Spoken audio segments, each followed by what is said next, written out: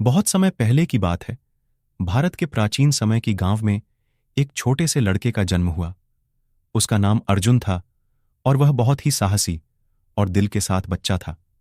वह अपने गांव के पास के जंगल में घूमना बहुत पसंद करता था और अपनी दादी के पास जाकर भारतीय पौराणिक कथाओं की सुनता था। एक सुनहरे दिन जब वह जंगल में घूम रहा था, उसने एक बोलने वाली तोती पकड़ी। इस तोते का नाम मित्र था और वह एक जादुई प्राणी था जो उनकी मदद करने वालों की इच्छाओं को पूरा कर सकता था। अर्जुन ने बड़े खुशी खुशी मित्र की मदद करने का निर्णय लिया और उसकी खोई हुई परिवार की खोज में मदद करने का फैसला किया। मित्र ने बताया कि उसका बोलने वाले तोते का परिवार एक जादूमय जंगल में रहता है। अर्जुन की इच्छा और मित्र के मार्गदर्शन के साथ वह जादूमय सफर पर निकला, जिसमें साहस, पहेलियों का समाधान और बातचीती जानवरों, मित्र आत्मा और ज्ञानी ऋषियों के साथ मुलाकातें शामिल थीं।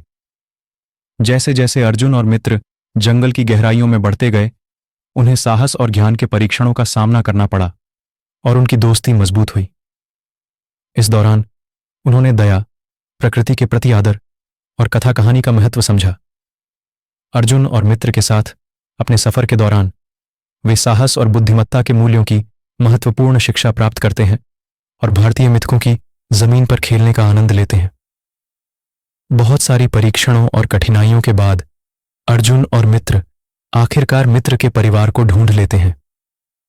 उसे बदले में मित्र अर्जुन की एक विशेष इच्छा पूरी करने की अनुमति देता है।